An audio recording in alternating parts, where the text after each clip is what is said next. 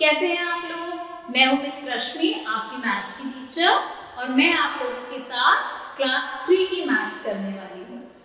ये special exclusive programme आप लोगों के लिए बनाया गया है, जिसमें मैं आपको ऑनलाइन और आपके कैट्स आपको ऑफलाइन पढ़ाएंगे। इस प्रोग्राम में आपको आपके सब्जेक्ट की नॉलेज एनहांस करी जाएगी, और किसी भी पॉइंट पे आपको कोई भी डाउट हो, आप अपना हैंड रेज कीजिएगा, तो आपके कैट्स आपको हेल्प करेंगे और आपकी क्वेरी रिजॉल्व करेंगे। तो आप लोग अपना होमवर्क और क्लास वर्क जरूर पूरा कीजिएगा। तो स्टार्ट करते हैं आज का लेसन। हेलो स्टूडेंट्स, कैसे हैं आप लोग? आई होप कि आप लोगों को ये सारे वीडियोस देख के बहुत मजा आ रहा होगा। ठीक है, हमने कुछ टाइम पहले एक वीडियो स्टार्ट करी थी शेप्स की। तब उस टाइम पे मैंने आपको कहा था कुछ चीजें ऐसी है जो मैं आपको बाद में बताऊंगी। तो आज जो मैं आपको बताने जा रही हूँ वो उसी चैप्टर के कंटिन्यूएशन में एक चैप्टर है जो कि आपके इस ज्योमेट्री बॉक्स से रिलेटेड है। ये ज्योमेट्री बॉक्स आपको सबको मिला होगा।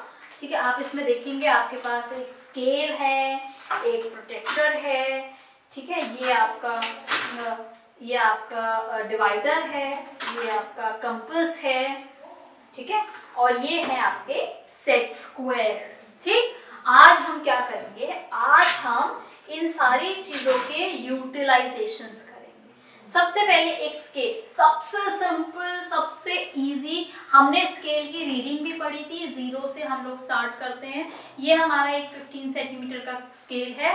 तो स्केल के अंदर स्केल बहुत सारी चीजों के काम आता है। स्केल हमारे किसी भी पर्टिकुलर लाइन को मेजर करने के काम आता है। जैसे ये मैंने एक लाइन खींची है, तो मैंने इसको मेजर किया, और अगर ये लाइन मेरी इतनी है तो ये एक 10 सेंटीमीटर की लाइन आप देख सकते हैं इसको। ये मेरी एक 10 सेंटीमीटर की लाइन है। ए बी मैंने इसका नाम दे दिया, और ये है 10 सेंटीमीटर। ठीक, तो ये मेरा एक स्केल है। तो स्केल हमारा एक लाइन ड्रॉ करने का। मैंने इतनी बार बोल दिया लाइन लाइन लाइन, बट ये लाइन होता क्या है? ठीक है, तो इसके लिए हम लोग और पीछे चलते हैं और शुरुआत करते हैं जब कुछ नहीं था, तब था बिंदु, जिसको कहते हैं पॉइंट। ठीक है, तो पॉइंट क्या होता है? पॉइंट एक डायमेंशनलेस वो होता है, जिसकी ना कोई लेंथ होती है ना कोई ब्रेड्थ होता है। ये पॉइंट ओरिजिन हो सकता है, लेकिन ये पॉइंट जो है हमारा, इसकी कोई लेंथ नहीं होगी। ठीक है, ये एक सिंपली एक पॉइंट होगा। फिर आता है आपका लाइन। ये है एक लाइन। ठीक है, ये एक लाइन है। अब लाइन और लाइन सेगमेंट में क्या डिफरेंस है? लाइन सेगमेंट जो होता है, लाइन जो होता है वो इनफाइनाइट उसकी लेंथ होती है। वो दोनों डायरेक्शन में इनफाइनाइटली हमारा वो कर सकता है, मूव हो सकता है। इनफाइनाइटली हम उसको इंक्रीज कर सकते हैं लाइन को। उस लाइन का एक पार्ट होता है लाइन सेगमेंट। सेगमेंट का मतलब होता है हिस्सा, उसका एक पोर्शन। ठीक है, लाइन सेगमेंट के दो एंड पॉइंट्स होते हैं। यहाँ पे इसका एंड पॉइंट ए और बी है। ये लाइन सेगमेंट के एंड पॉइंट्स होते हैं। ठीक है, तो ये ए और बी जो है हमारे लाइन सेगमेंट के एंड पॉइंट्स हैं। इससे क्या होता है कि हमारे पास ये जो है एक पोर्शन है लाइन सेगमेंट का। अभी हमने पढ़ा पॉइंट, इसका कोई वो नहीं होता, इसकी कोई लेंथ नहीं होती, इसकी कोई ब्रेड्थ नहीं होती। एक होता है लाइन जो कि इनफाइनाइटली दोनों डायरेक्शन में हमारा मूव कर सकता है।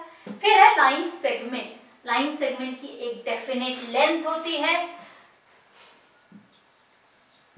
और इसके दो एंड पॉइंट्स होते हैं। फिर आता है हमारा रे, जैसे हम कहते हैं ray of light, ray of sunlight, ray of moonlight. तो रे की एक फिक्स पॉइंट होती है, और दूसरी डायरेक्शन में वो इनफाइनाइटली मूव कर सकता है। जैसे कि सन है, सन का भी एक, सन की रेस को हम ऐसे दिखाते हैं ना, जब हम ड्राइंग करते हैं तो उसकी रेस को हम ऐसे दिखाते हैं। तो ये क्यों दिखाते हैं? क्योंकि जो ये सन है, ये है आपका basically originator of that light. ठीक है, वो पॉइंट है, सन वो पॉइंट है जहां से वो लाइन, वो रे या वो लाइट शुरू हो रही है, और वो लाइट जहां से शुरू हो रही है और वो कहीं तक भी, जहां तक भी रेंज है, जहां तक भी उसकी पॉसिबिलिटी है पहुंचने की, वो पहुंच रही है, अनंत से भी आगे तक वो पहुंचते जा रही है, स्पेस में ट्रैवल कर रही है, तो उसका कोई वो नहीं है, एंड पॉइंट नहीं है दूसरे एंड से। इसीलिए रे की हम लोग कहते हैं एक एंड पॉइंट, और दूसरी डायरेक्शन में वो इनफाइनाइटली मूव कर सकती है। तो इस रे को हम कहते हैं कि इसकी भी डेफिनेट लेंथ नहीं होती है, ठीक है। तो ये तो थी हमारी ये 4 छोटी छोटी चीजें, लाइन, रे, लाइन सेगमेंट। इन्हीं लाइन, रे, पॉइंट से हमारे बाकी के सारे फिगर्स बनी, जैसे कि पॉइंट से ही अगर रेफरेंस लें तो हम एक पॉइंट के चारों तरफ इक्वल डिस्टेंस में अगर हम मूव करते हैं तो एक सर्कुलर पाथ बनता है जिसको हम सर्कल कहते हैं। ये हमने पिछली बार भी पढ़ा था। ये हमारा एक सर्कल है जो हमने लास्ट टाइम भी देखा था। तो इस सर्कल को बनाने के लिए जिस डिवाइस का यूज होता है वो होता है ये कंपास। इस कंपास के अंदर हम एक पेंसिल को फिक्स करते हैं इसके इस होल में। पेंसिल और नीडल दोनों की जो बेस पॉइंट्स है वो दोनों सेम होना चाहिए। ये जैसे कि, तो ये हमारा है, मैंने अपना कंपास यहाँ फिक्स किया और जितना मैंने अपना हैंड खोला, मतलब मेरे कंपास का हैंड खोला, उतना बड़ा मेरा क्या है, उतना बड़ा मेरा इसका रेडियस है। अच्छा, अब मैं आपको एक चीज समझाना चाहूंगी कि जरूरी नहीं है कि हमारा जो कंपास है मैं उसी से बनाऊं। कभी कभी क्या होता है कि कंपास नहीं है मेरे पास, तो बट मुझे बनाना है सर्कल, तो उस केस में मैं क्या कर सकते हैं, मैं एक थ्रेड ले सकती हूँ। सपोज करो मेरा ये जो थ्रेड है वो 10 सेंटीमीटर्स का है। मैंने अपना थ्रेड को एक पॉइंट से फिक्स करा और दूसरे पॉइंट से इसको मैंने देखा,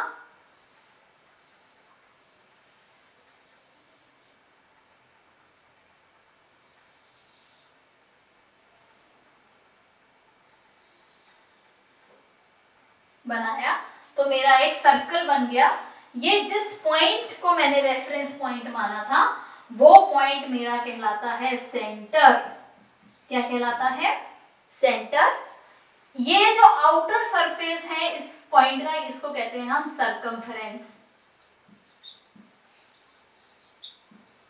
सेंटर और सरकमफेरेंस के बीच में इनफाइनाइट लाइन सेगमेंट्स होते हैं जिसका कि सबका सेम डिस्टेंस होता है एक दूसरे के साथ, उसको हम कहते हैं रेडियस।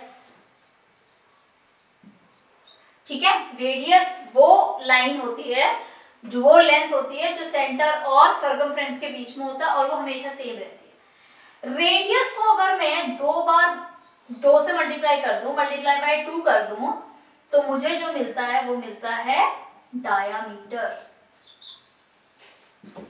तो कहने का मतलब है कि जो मेरा डायमीटर है वो ट्वाइस ऑफ रेडियस है। और डायमीटर होती क्या है? वो एक ऐसी लाइन होती है जो सर्कमफ्रेंस के एक पॉइंट को सर्कमफ्रेंस के दूसरे पॉइंट से जोड़ती है और सेंटर से पास होती है इस तरीके से। तो ऐसे इनफाइनाइट डायमीटर्स भी हो सकते हैं किसी सर्कल के अंदर। ठीक है, तो ये हमारा एक डायमीटर भी कहलाता है। ये हमारा एक रेडियस है। ठीक है, डियर असिस्टेंट टीचर, सारे बच्चों को इस तरीके की ज्योमेट्री बॉक्स प्रोवाइडेड है। प्लीज आप उनसे एक सर्कल बनवाकर उसके सेंटर, रेडियस, डायमीटर और सर्कमफ्रेंस, ये चारों चीजें मार्क करवा लीजिए।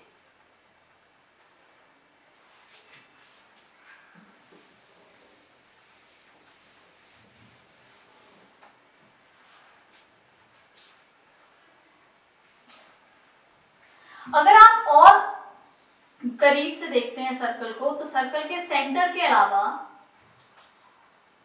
सेंटर को जिसको मैंने ओ से नाम दिया, अगर मैं सर्कल के 2 रेडियस को इस तरीके से ले लूं, रेडियस 1 एंड रेडियस 2, तो इसके बीच में एक इस तरीके का पोर्शन बनता है, जैसे कि पाई का पोर्शन, केक का पोर्शन बनता है ना। तो ये जो पोर्शन होता है इसको हम कहते हैं सेगमेंट।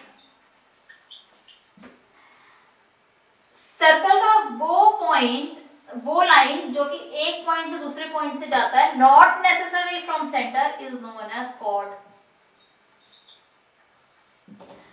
ये जो कॉर्ड है, इसमें जो है कॉर्ड जो है, अब मैंने आपको बताया था कि एक पॉइंट से दूसरे पॉइंट से सेंटर से जो होता है तो डायमीटर होता है, तो डायमीटर जो होता है वो लॉन्गेस्ट कॉर्ड होती है, समझ गए? तो डायमीटर जो होती है वो एक लॉन्गेस्ट कॉर्ड होती है। डायमीटर, अब कॉर्ड ने इसको दो पार्ट्स में डिवाइड किया, एक माइनर सेक्टर और एक मेजर सेक्टर, ठीक है?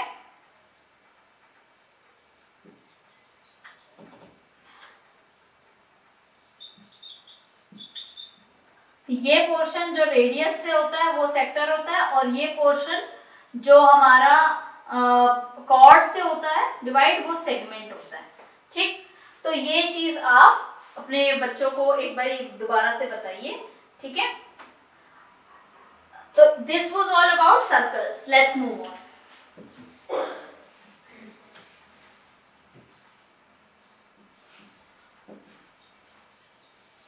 ट्रायंगल्स, मैंने आपको कहा था कि कई तरीके के ट्रायंगल्स होते हैं, जैसे कि अगर बेस्ड ऑन साइड्स हो तो एक रैंडम ट्रायंगल किसी भी शेप का, किसी भी लेंथ का जिसमें तीनों साइड्स अलग होती, वो स्केलिंग ट्रायंगल कहलाता है।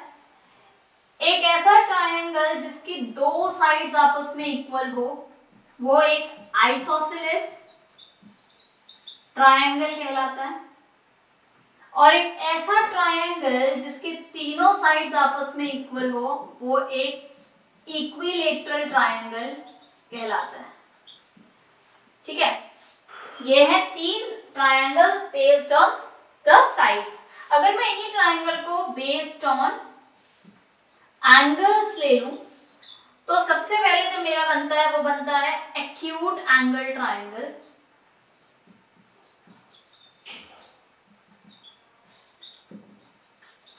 एक्यूट, अक्यूट मतलब कि बहुत क्यूट हो, जो एक्यूट एंगल ट्रायंगल जो होंगे उसके सारे एंगल लेस देन 90 होंगे, ठीक है? तो इसमें ऑल एंगल्स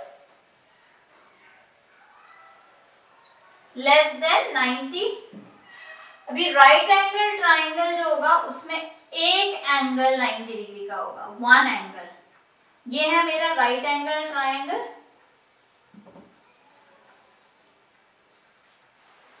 ठीक है? राइट एंगल ट्रायंगल में one angle equals to 90 degree, और एक होता ऑब्ट्यूज एंगल ट्रायंगल, उसमें एक एंगल मोर देन 90 होगा।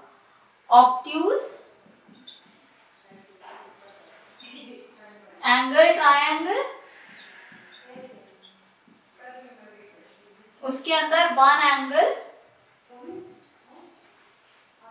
मोर देन 90 डिग्री होगा, ठीक है? तो ये हमारे 6 टाइप के ट्रायंगल्स हैं बेस्ड ऑन साइड 3 और बेस्ड ऑन एंगल्स हमारे 3 एंगल ट्रायंगल्स, ठीक है? आगे बढ़ते हैं।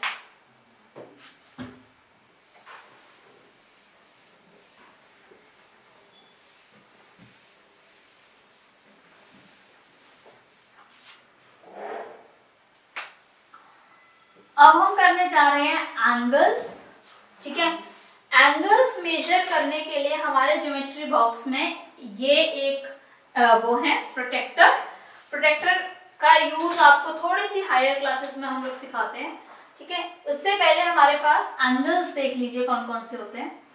सबसे पहले तो एंगल्स होते क्या है, एक रे जब दूसरी रे के साथ सेम पॉइंट पर मिले, ठीक है? तो मान लो ये एक रे है AO और ये रे है BO, तो ये दोनों सेम पॉइंट O पे मिल रही है, तो एक एंगल फॉर्म कर रहे हैं, ठीक है? मैं आपको शो करती हूँ इसकी हेल्प से।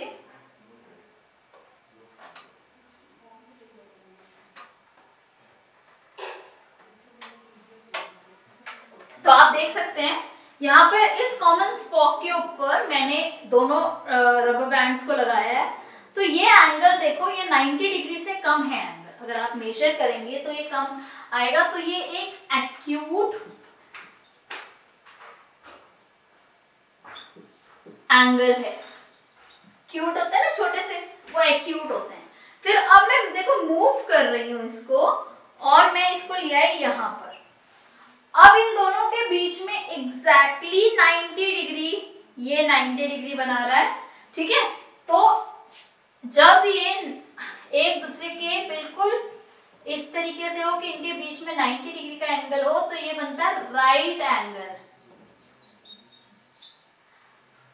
और जब मैंने इसको मोर देन 90 डिग्री करा, जो कि देखो इस तरीके से बनेगा, तो वो बनता है ऑब्ट्यूज एंगल।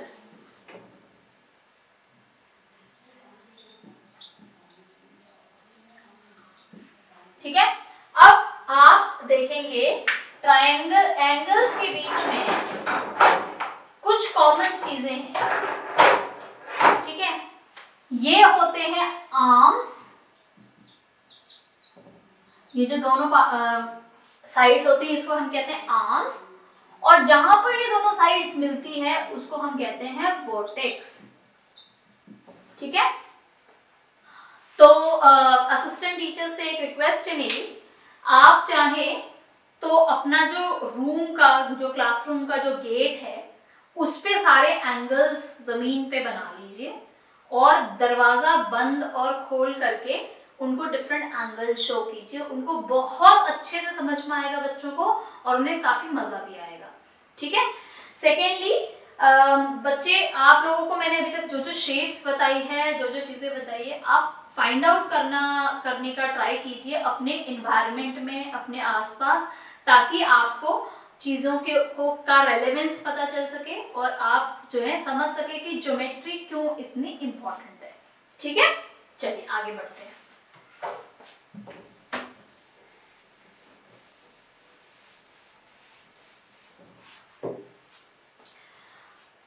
तो एंगल्स और ये करने के बाद अब आपका क्वेश्चन होगा कि हमारे सेट स्क्वायर्स और डिवाइडर का क्या रोल होता है। तो सबसे पहले सेट स्क्वायर्स का मैं आपको बता दूं। सेट स्क्वायर्स हमारे परपेंडिकुलर लाइंस, जो 90 डिग्री हमने सीखा था, वो बनाने के काम आते हैं।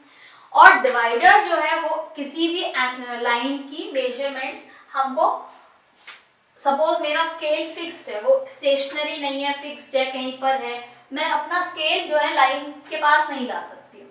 तो मैं क्या करूंगी, जो भी मेरी लाइन है मैं उसके ऊपर अपना डिवाइडर रखूंगी इस तरीके से। ये मैंने अपना डिवाइडर रखा दोनों एंड पॉइंट्स पे, लाइन सेगमेंट पे। अब मुझे पता है कि मेरा ये मेजरमेंट है लाइन की। फिर मैंने क्या करना है कि मैंने अपना 0 के ऊपर एक लाइन फिक्स करनी है, और दूसरी को एक पॉइंट फिक्स करना है, एक आर्म, और दूसरी को मेजर करना है। तो ये है 10 के इक्वल, 10 सेंटीमीटर के इक्वल। तो ये लाइन मेरी 10 सेंटीमीटर के इक्वल आ जाएगी, ठीक है। तो ये थे सारे के सारे यूजेस आपके ज्योमेट्री बॉक्स के। ये थे आपके सारे शेप, सारे एंगल, सारे पॉइंट्स, ठीक है। इसके साथ ये जो कॉन्सेप्ट है इसको मैंने थोड़ा सा आपको रैंडमली आपको बताया है, ताकि एक इंट्रोडक्शन हो सके आपका ज्योमेट्री की तरफ। अपने आसपास जितनी भी चीजें हैं उनको डिफरेंट शेप्स, डिफरेंट साइज और डिफरेंट एंगल्स में कैटेगराइज कीजिए, आपको बहुत मजा आएगा। तो हमने देखा कि डिवाइडर कैसे हमारा यूज होता है, ठीक। तो हमारे पास यहाँ पर कुछ 3 डायमेंशनल शेप्स हैं जो आपको ऑलरेडी पता थी। अब मुझे लगता है ये शेप्स आप बेटर अंडरस्टैंड कर पाएंगे, क्योंकि यहाँ पर आप एक सर्कुलर बेस देख रहे हैं। आपने देखा कि एक सर्कुलर बेस है, तो सर्कुलर हमारा सर्कल किससे बनता है, हमारा सर्कल बनता है कंपास से, ठीक है। तो सर्कुलर बेस का ये होता है रेडियस। उस बेस के ऊपर अगर मैं एक हाइट ड्रॉ करती हूँ तो मेरा जो बनेगा वो कौन सी फिगर बनेगी, वो बनेगी एक सिलेंडर, ठीक है। उस बेस के ऊपर अगर मैं एक स्लांट हाइट ड्रॉ करती हूँ, तिरछी लाइन, तो बनता है मेरा कोन। ठीक है, तो ये सिलेंडर और कोन का कंसेप्ट है। आपको मैं एक कंसेप्ट और कराना चाहूंगी जो कि थोड़ा सा रिलेवेंट नहीं है आपके टॉपिक से, लेकिन बड़ा मजेदार है। क्या आप में से किसी ने प्रिज्म देखा है, पिरामिड देखा है ना? इजिप्ट में पिरामिड्स होते हैं, कभी सोच के देखा आपने कि ये जो पिरामिड्स है ये एक्चुअली क्या शेप है? तो दो तरीके की शेप्स मैं आपको समझाती हूँ यहां से। एक है प्रिज्म, एक है पिरामिड। दोनों को मैंने ट्रायंगल से जोड़ा। ठीक है, दोनों को मैंने किससे जोड़ा? ट्रायंगल से। अगर मैं ट्रायंगल के तीनों पॉइंट्स को किसी कॉमन पॉइंट पे जोड़ूं तो वो एक पिरामिड होता है। और अगर मैं इस ट्रायंगल को कॉमन पॉइंट से ना जोड़ के इनको किसी रेक्टेंगुलर शीट से आगे पुश ऑन करूं तो मुझे एक ट्रायंगल ही मिलेगा अगले एंड पे। तो ये एक प्रिज्म होता है। ठीक है, पिरामिड मेरे पास यहाँ पे एक अवेलेबल है।